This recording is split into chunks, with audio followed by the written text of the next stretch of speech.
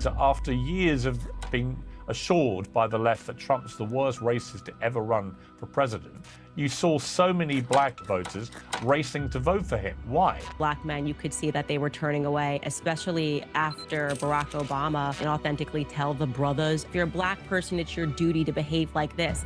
And fundamentally, that is racist. I already survived under Trump and I was living better. People who just don't like either of them, but are still calling Kamala Harris a or, the N-word. I mean, these are things that absolutely suggest that misogyny and misogynoir play into it. The celebrity endorsements really hurt them this time around. We have LeBron James and we have Beyonce, and when Taylor Swift gives you a post, I think ultimately they insulted a lot of their voters. If you think that trans women are not women, it would be a violation of women's rights. Trans women are absolutely not women, and that's why we're playing the crazy game right now. I won't play it. I will not address a man that is in a dress. You can play Halloween. You can put lipstick on a pig. It is still a pig, and it is just Halloween. Hey, welcome back to the channel. It's your man Wise, and today, we got a great video to check out today. Oh my goodness, man. Candace Owens, Mark Lamont Hill, epic debate on the Piers Morgan show. I'm 100% here for it. It's just so crazy to me that the people who cannot describe or tell you what a woman is were upset that people did not vote for a woman. It's absolutely ridiculous, but I'm 100% here for it, man. Like, share, subscribe to the channel. Drop me a comment down below. I'm so looking forward to hearing from you. Man, consider joining the ARP family. That join button down at the bottom. Smash that join button, man. Come join the family. It supports us, the team, the channel. Without further ado, let's go. Donald Trump's stunning comeback has upended some long-held assumptions about U.S. politics. His landslide-winning coalition includes many supposed voting groups that Democrats have long taken for granted. In fact, one of the biggest lessons they will need to learn is that demography is not destiny. Black voters aren't a monolith, and neither, for that matter, are men and women. Trump made huge inroads with black voters, and in the end, the first black female candidate for president fared worse than Joe Biden. The number of women voting actually increased as a share of the electorate, but a potential first female president got just 53% of their votes, the worst result for a Democrat in 2 decades. And despite the prophecy that a comedian's bad joke about Puerto Rico would cost Trump the White House, Trump ended up with 46% of Latino votes and won with Latino men by a whopping 12 points. Perhaps a new dividing line in US politics is not black or white, nor right or left, but right or wrong. To debate that, I'm joined by host of the Candace Owens Show, Candace Owens, and the host of Bet News, Professor and author Mark Lamont Hill. Well, Candace, let me start with you. It was a stunning set of results. But one of the more stunning things to me is that after years of being assured by the left that Trump's the worst racist to ever run for president, you saw so many black and particularly Latino voters racing to vote for him. Why? Yeah, I knew that was going to happen. That was a big part of my prediction, was that especially black men, you could see that they were turning away, especially after Barack Obama was really patronizing to come out. You left your Martha Vineyards estate and decided to roll up your sleeves and inauthentically tell the brothers how they have to behave. I think it's one of these things where you just can't keep doing the exact same thing all the time and not expect people to wake up to your patterns. And it has been a very long pattern of them speaking to people in a manner in which they're essentially telling them that if you don't do this, it's because you're a racist. If you don't do this, it's because you're backwards. If you're a black person, it's your duty to behave like this.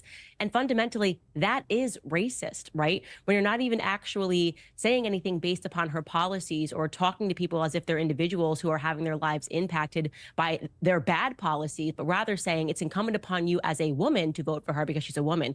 It's incumbent upon you as a man to vote for him because you're black and she's going to be the first African president, which she wasn't. And so I think, and I think I've been proven correct here, the celebrity endorsements really hurt them this time around. It felt very cheesy, especially because she wasn't voted for, right? So she had 107 days. She didn't even campaign. They just kind of, it was a coronation more than anything else. It's a coronation. We've picked her for you, and you will do as we are instructing you to do and vote for her because, look, we have LeBron James and we have Beyonce, and that's what you know to do when Taylor Swift gives you a post. I think ultimately they insulted a lot of their voters. Man, Candace Owens could not have said it any better. She could not have said it any better. That stunt by Barack Obama, that hurt them big time. There was already, even before that, there was a lot of brothers that were not going to support Kamala Harris. Even before that, I believe, if I'm not mistaken, Trump received about 20+% of the black male vote in this country. I would assume that that number is a lot higher for black men under the age of 50. Tides are changing. They've been running the same playbook so long. They've been utilizing the same play over and over again, and people are catching up to the game. There's still a whole host of people out there that feel like they got to work 3 times as hard. They feel like America's racist and the white man's bad, so forth and so on. There's still some people, but tides are changing. And Candace Owens, man, she knocked it out of the park to start this thing off, man. I'm looking forward to hearing what Mark Lamont Hill has to say about this. Yeah, I mean, Mark Lamont Hill, I really feel that this time, whether it was Jennifer Lopez lecturing Latinos that this is, you can't vote for this guy, or Barack Obama telling black voters, you've got to vote for the black candidate, Oprah, George Clooney, out they come, as they did for Hillary Clinton, but it didn't work for her. And it didn't work for Kamala Harris. And I do feel like Candace just said, I felt it actively deterred people. I think it drove them to go and vote against what they saw as a kind of celebrity, multimillionaire elite. What do you think? Before Mark Lamont Hill goes, I will say this when it comes to the celebrities in this country. They're not on pedestals like that anymore. We have more access to celebrities than we've ever had in the history of this country due to the advent of social media. Their thought process doesn't sway us anymore due to the fact that we know that a large swath of those people, their lives are in shambles. These are some of the most debaucherous people in the country, standing on some high horse or some high pedestal with their nose down at the American people, trying to tell us what we should do. No, get your own house in order. There is too much foolishness going on in Hollywood and in the entertainment space for the American people to listen to them. Not to mention, these people got enough money that the issues that regular, everyday working Americans have to deal with, they're not dealing with it like that. So, and if they are, that's even more of an indictment on them because they know that things are hard, yet they are telling people to do something that they know they shouldn't be telling them to do. They're being used by the DNC. And if they know that they're being used, that's a huge indictment on these celebrities, in general, in my opinion. Look at that. Well, you guys made a few points I'd like to respond to. First, I don't know if celebrity culture and the wave of celebrities deterred people from voting. I'd rather rely on the data for that. And until I see the data on that, I don't want to make a determination. I think that voters in general want to be spoken to about policy issues. I think they want to be engaged about the things that matter in their lives. But Barack Obama also had a ton of celebrities, and it did work. I think if people like you, celebrities are an added bonus. If they don't like you, if they don't want you, celebrities hurt. I don't think that's the issue here.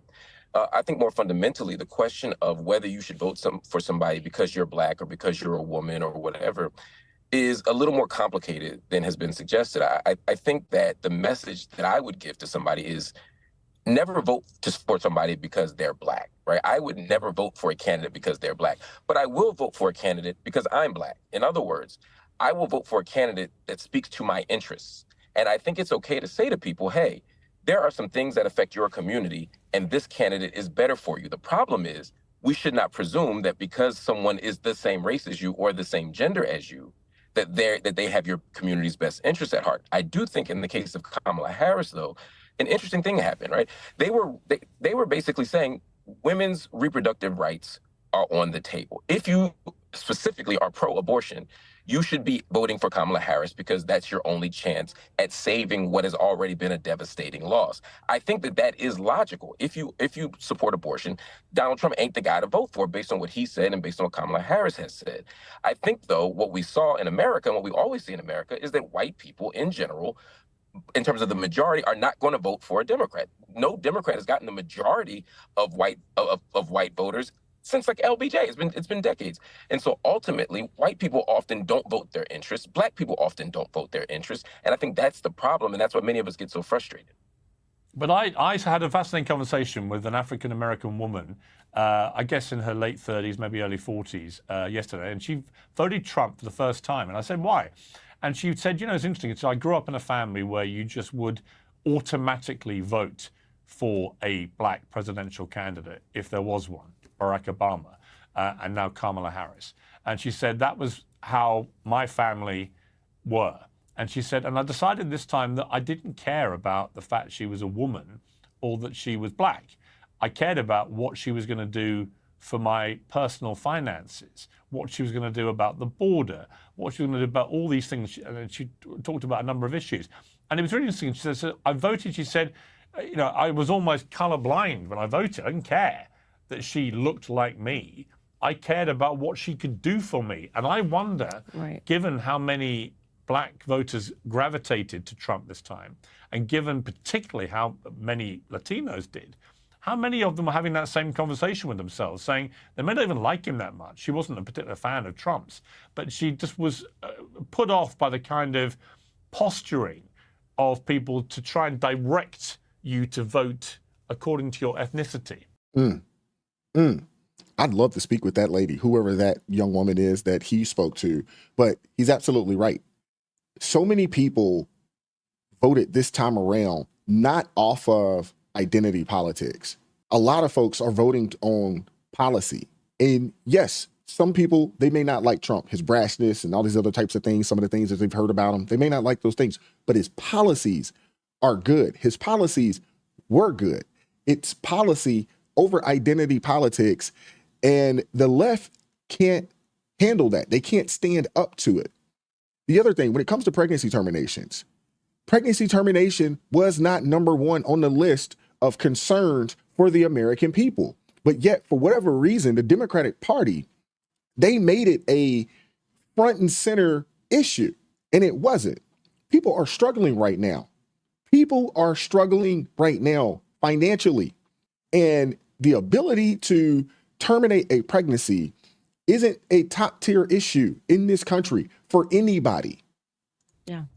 It's fundamentally just not educated to vote for someone and say, well, this person looks like me, so that means that they have my best interests at heart. I just think it's the most uneducated thing you could possibly do. Absolutely. And it's especially rich when you have someone, because Mark, you just said, I maybe wouldn't vote for them because they're black, but I might vote for them because I'm black, right?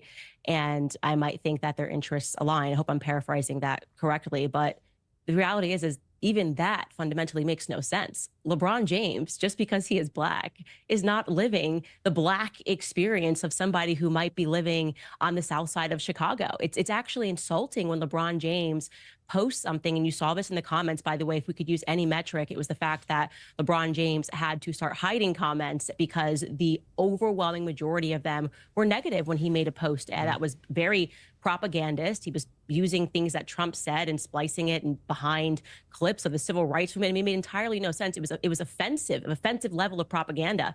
You have a man who lives in a $100 million Bel Air mansion, okay?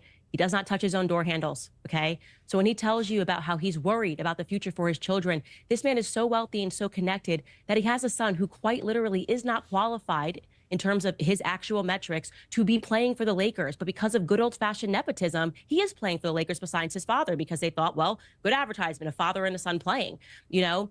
And so when you see that taking place and this person pretending to be in the struggle, that's why I said Barack Obama exiting his mansion in Martha's Vineyard to come down and roll up his sleeves and speak to the brothers, it does resonate as insulting. And so at the end of the day, people were moved by, okay, you know what? Despite what the media rhetoric is about Trump, how am I actually living right now? And I know they're going to say, well, these statistics show, and they've released this. When I was living under Trump, the gas was low. I was able to afford gas. I was able to afford groceries. And everything the media told me the first time around about him being Adolf Hitler and telling me that he was going to put me back into slave chains didn't come true, right? It didn't come true. I already survived under Trump, and I was living better. And so there was this common sense element, and I knew that that was going to happen. And it's beautiful to see. It's beautiful to see people say, I'm not going to respond to that sort of a rhetoric anymore. I'm not going to vote because I'm a woman or because I'm black, but I'm going to vote what actually makes sense. Oh, yeah. Democrats are upset because democracy actually worked, and they're upset about it. It's the craziest thing ever. I mean, these people are so hypocritical, man. It's just outrageous to me. The same people that said that Trump would be a threat to democracy, they are upset that democracy took place this week or this election cycle. And I am just glad to see it. Not only did Trump win the Electoral College, but he also won the popular vote. And that tells you everything that you need to know about this country, how dire the straits are in this country, and the direction that everybody is hoping that Trump can push this nation into. I mean, think about this cabinet here. Think about the people that are supporting. This is hands down probably as diverse as the Republican Party has looked in quite some time, if ever. And it's a glorious thing to see. Yeah, Mark, you're shaking your head a lot there. Why? Well, to the first point, Candace, you may not have heard the second part of what I said. I said, I vote for someone because I'm Black. I said, but I also added, I don't presume that because someone shares my color that they represent my interests. So I don't assume that the Black person is the best person to represent the Black community, or that the woman is the best person to represent women's interests. I added that part as well. So we're actually not in disagreement there. I think it's really important to look at the agenda. I have voted in the past for old white men, old white ladies. I didn't vote for Barack Obama when he was on the ticket in 2008 as a Green Party member, because I thought that the white woman who was running against him, or at that point actually a Black woman, had a better chance of meeting my issues. I voted for Jill Stein instead of Hillary Clinton. There have been moments where I don't make that alignment, but I do think we have to vote based on our collective community interests. I think it's interesting, though, that to say someone like LeBron James can't speak for the conditions of a poor person or the everyday Black experience of the person struggling in America, if we make that argument, because he's a near billionaire, if not a billionaire, then it would be really hard to make the argument that Trump has the ability to speak for the average Joe. It's sort of interesting that Trump's whole candidacy, his whole campaign has been based on saying, look, his whole candidacy is saying, his whole campaign has said, look, I know what is best to heal America. The people who are working in factories, when he goes down to places like Ohio or Pennsylvania, I've literally stood there as he said, I can get you back working again. I know what you're going through and I can fix the economy for you. And hear me out. Yes. I'm not saying that's wrong. I'm saying that if you have $1 billion, you might be able to do that, although I hate billionaires. And if you have no money, you might be representing the interests of the rich. Again, we can't assume a one-to-one correlation between people's own identity and status and what they're representing, because when we do that, we make a lot of dangerous assumptions. So I'm not going to reject LeBron James because he's rich. I'm going to reject him if I were to, because I don't agree with his argument. Similar to Donald Trump, I happen to agree with LeBron James, though, in this particular case, that Donald Trump did not best represent the interests of the people. While I don't think identity politics should govern our decision-making process, I also don't want us to be naive either as a nation. I don't want us to assume that nobody rejected Kamala Harris because of her womanness, or nobody rejected Kamala Harris because of her Blackness. And the reason why I say that is because when we look at the campaign trail, when we look at the surrogates for Trump and other people, or people who just don't like either of them but are still calling Kamala Harris a whore or a slut or the N-word. I mean, these are things that absolutely suggest that misogyny and misogynoir play into it. Candace, you want to respond? Yeah, if I may respond. First and foremost, Trump has never tried to say, I am a blue-collar worker. So that's just completely wrong. He actually leans into the fact that he is. Well, you correlated him to LeBron James, and you said, well, he does the exact same thing that LeBron James is doing. No, LeBron James pretends that he is living a struggle. Trump does not. Trump says, I'm rich, I run a company, and I can help you get rich. He literally makes jokes about the fact that he's rich when he's at these events, and he's tossing jokes about, I'm a billionaire, I've done this. Like, he is the New York City stereotype billionaire who basically says, I've run businesses, and I'm going to run this country like a business, and I'm going to lift you up, and I understand how trade works because I've been running a business. So I just fully reject that he's somehow cosplaying a blue-collar worker. Blue-collar workers are responding to him because he speaks in a way that they believe that he's going to uplift them. That's great. I'm happy we agree on that point, but you did try to correlate him to LeBron James 5 seconds ago, and that's just not the truth. But to respond to your point, because this has really bothered me, people pretending that those who have told the truth about the fact that Kamala Harris did sleep with Willie Brown and was not warranted to the position that she has, district attorney, pretending that this came up because she's running for president or because there's some element of misogyny. That is patently false. It was actually leftist newspapers at the time that she was running in Los Angeles. I pulled up these old articles in the San Francisco Chronicle who were scandalized. They felt that it was a scandal that she was being given so much power, that she was being put on boards that she did not deserve to be put on, and that she was being given those positions and making all that that money, not based on her merit, but because she was having an affair with Willie Brown. Again, these were the leftist San Francisco articles that were covering it at this time. You can go back, Wayback Machine it, and read those articles yourself. So people point to the fact that she was essentially coronated because of who she was sleeping with in the past, and then now is essentially just being handed another position, not because people voted for her. I think it's relevant to the discussion of whether or not she is qualified for that position. That's fine. And the last thing I'll say is that I found it to be really alarming and borderline satanic in the manner that they ran to women and said, well, this is the election that hinges upon abortion.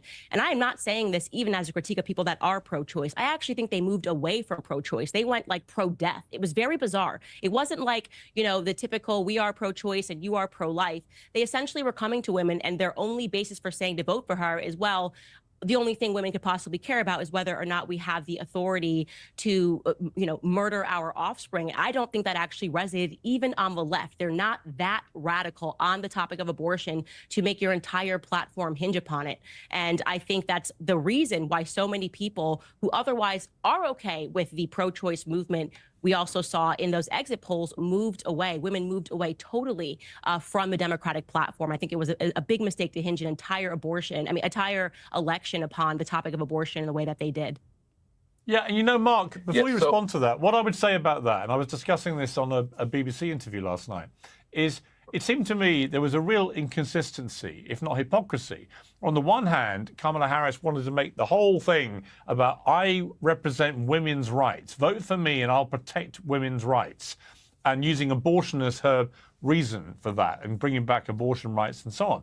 And that's fine, except that at the same time, she has also been actively promoting the issue, for example, of trans athletes in women's sport, which most people can see is an erosion of women's rights. It's unfair, it's unequal. Last week, the United Nations said that 900 medals have been deprived from women athletes by trans athletes competing against them, which is obviously completely outrageous. Whoa, that is insane. 900 medals.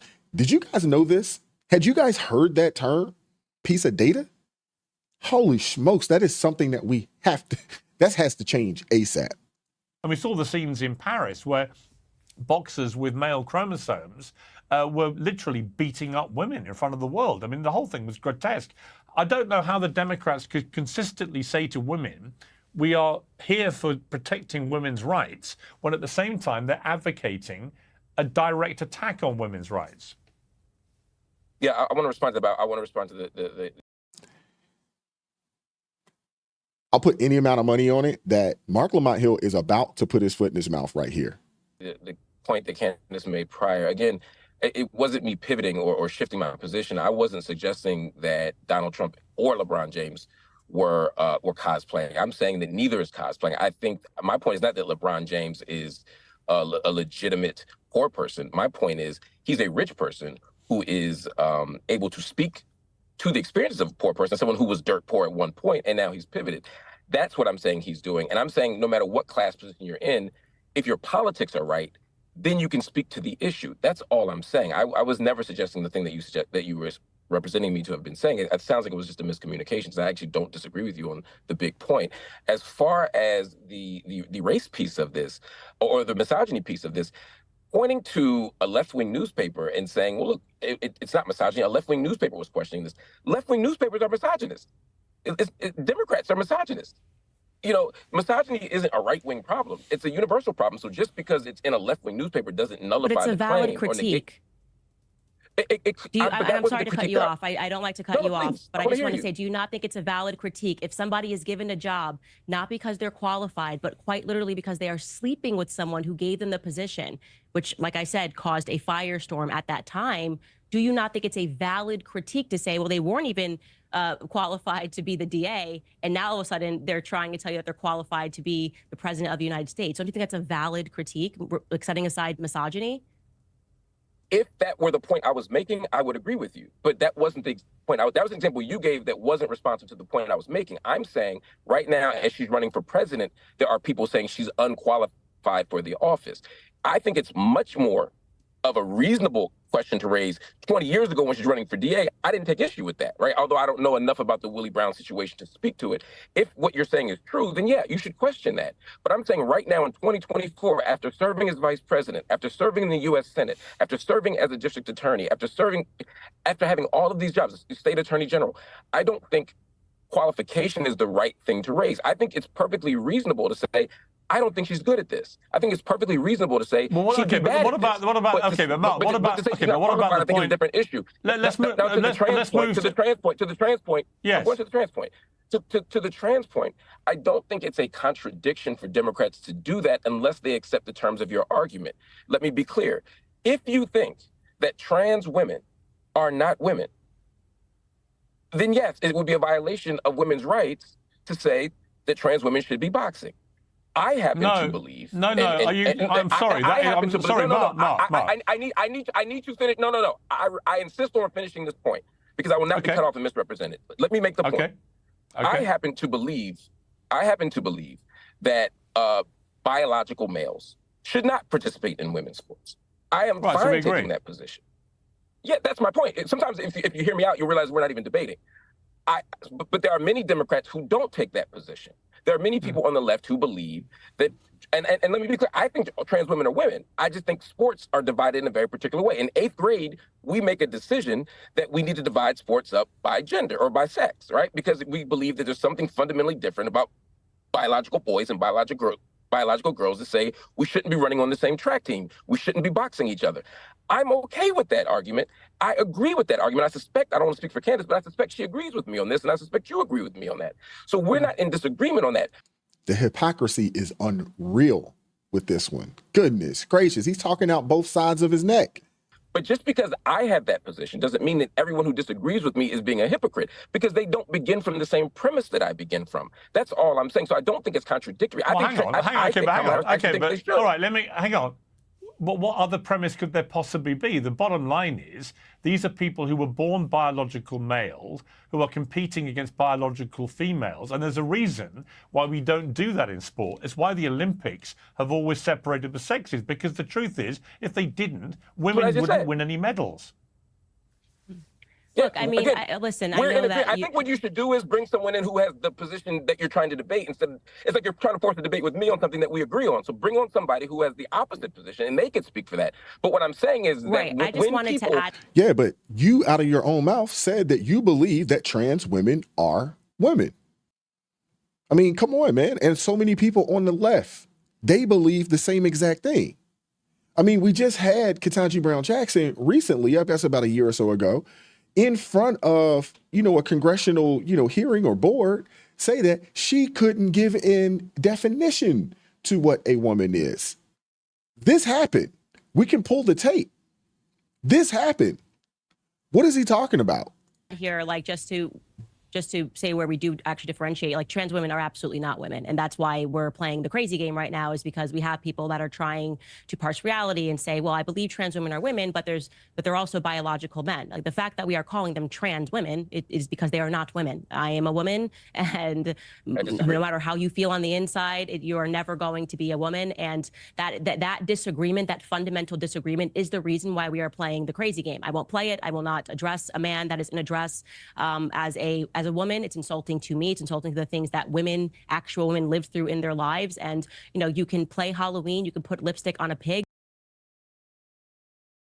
It is still a pig, and it is just Halloween. So I just feel very strongly about that, and I wanted to make that clear. And that this is a large part, though, Piers, going back to your point of why, because my sisters were on the left, and this is the first election that they voted for Trump. They're from Connecticut.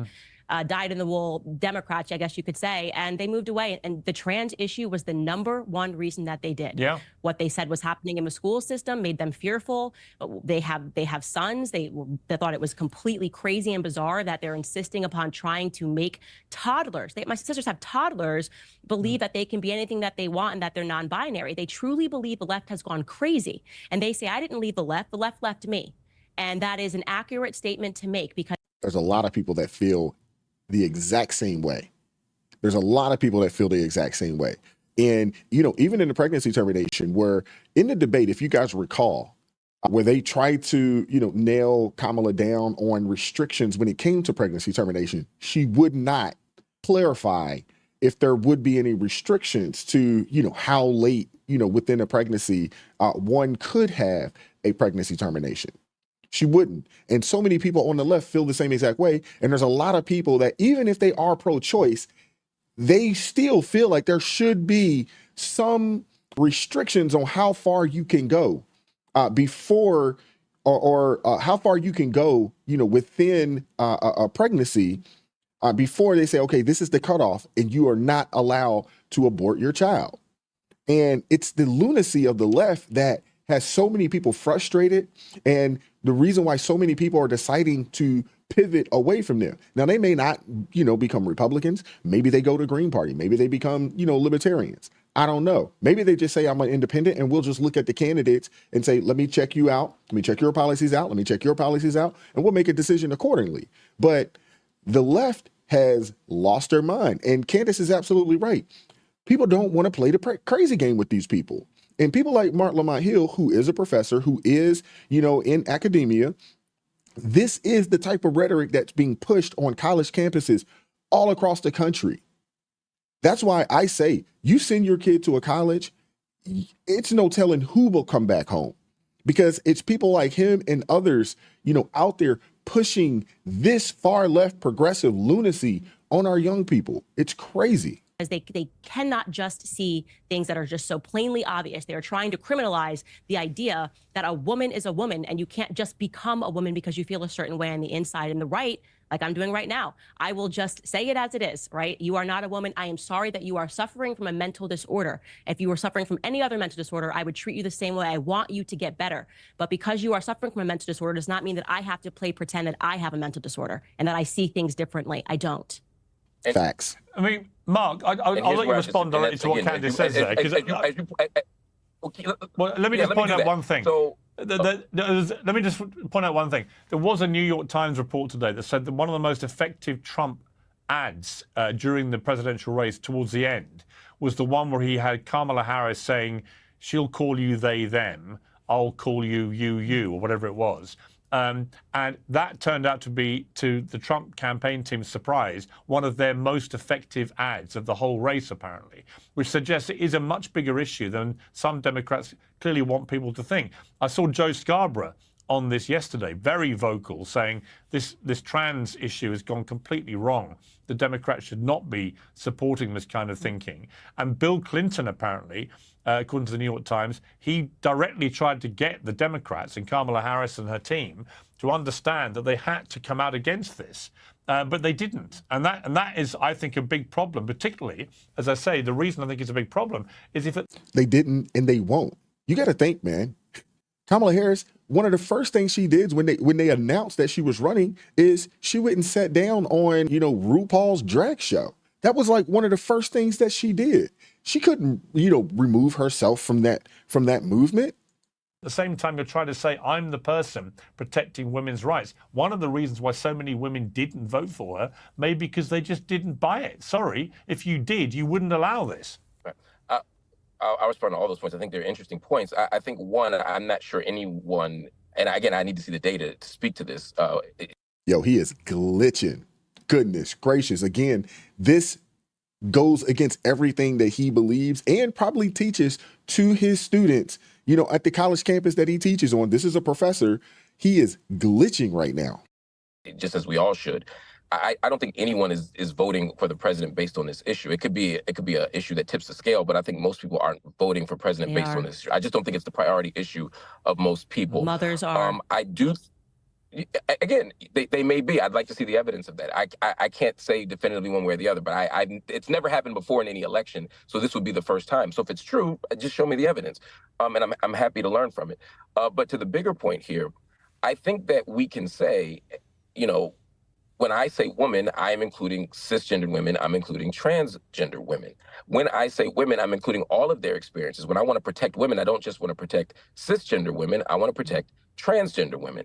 When it comes to sports, for me, it's about a competitive advantage. If someone were a cisgender woman, which we've seen before, that had high levels of testosterone, but were not trans, just had high levels of testosterone that gave a competitive advantage, I would say they also should not compete. It's not their transness. It's about keeping a level playing field. And I believe, as a general rule, and there might be some exceptions, but as a general rule, a person who is a trans woman in particular, and we see this actually on the converse, when trans male boxers attempt to compete with cis male boxers, the trans women lose. They lose badly. And honestly, I worry about their safety and their health.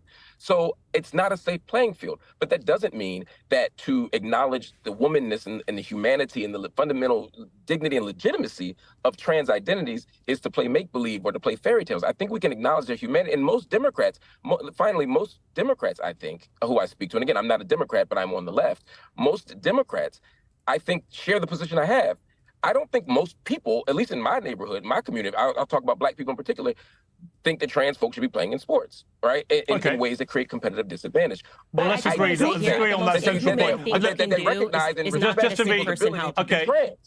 Okay, hang on. Well, we've got about 3 minutes left. Candace, I feel so strongly about this. Yeah, I just feel strongly listen, about I think this. you've made your point strongly. I just want to ask you, with just a few minutes left, what do you want Trump to do? He's got an incredible mandate here. What would you like to see him do, Candace, to really transform America in a positive way? Yeah, absolutely. Everything that he promised he would do. Secure the borders. I want him to get the illegals out of this country. It fundamentally is hurting the workers, particularly the blue-collar workers, is hurting Black Americans. It's why you saw men moving away from this. And obviously, Latinos are upset about it as well, to try to conflate being a legal Latino citizen with being an illegal. I think is something that has been upsetting to people. I very much want him to go after the deep state. I know I saw peers that you tweeted, and many people have this sentiment, like, we should take the high road now. We should walk away from this. We shouldn't go after Hunter Biden. I think it's the exact opposite. He took the high road in his first time that he was in office, and look what they did to him after. Yep, it didn't work out well. We need to root out this corruption and truly go after the Department of Justice, because if they will do this to a sitting president, how safe does an American feel? I want him to instantly, on first day in the office, to take care of Edward Snowden and Julian Assange. To issue them both pardons. And I want to make sure that people that are around him do a very good job at deregulating this economic environment. I look forward to seeing what RFK Jr. does to the CDC. He has been on to them for a very long time. Absolutely collapse Big Pharma, what they did throughout COVID, the bureaucratic state that was a warning to what will come if we allow the state to continue to grow. And he's got to fundamentally shrink government, secure the borders, and root out the corruption of the Department of Justice and the deep state. And Mark, we've got about a minute. What would you want him to do? A bunch of stuff that he's not going to do. I'd love to see him hike the minimum wage to a living wage. I'd love to see him cut off funding to Israel. I'd love him to restore full funding to the Palestinian people through UNRWA, and in fact, increase that funding. I'd love to see him sign a reparations agenda. I'd love to see universal health care for all. I'd love to see student debt forgiveness. I'd love to see him, jump back into all the international climate agreements that he's pulled out from in the past and commit to staying in them. And I'd love to see him have a humane border policy. We may disagree on what humane looks like, but we absolutely need one. So I'd love to see him do all that stuff. And if he does all that stuff, I will fight for a constitutional change to give him a third term. You know what? If he does all that stuff, it's highly likely that the reason is he's transitioned into being Kamala Harris. And that ain't going to happen. Wow, man, great freaking segment. Oh, my goodness, man. Candace is a rock star out here, man. I hope you guys enjoyed that, man. I gave a lot of my context throughout the interview or throughout the segment here. I hope you guys enjoyed that. Hope I didn't talk too much for you guys, but every now and again, man, I get a little passionate, man. There's things I just want to get off my chest, but I hope you guys enjoyed it. Like, share, subscribe to the channel, drop me a comment. I'm looking forward to hearing from you guys, man. I hope you guys enjoyed this, man. This was phenomenal. Keep God first in your life. Stay prayed up, and we'll catch up with you all next time. Peace.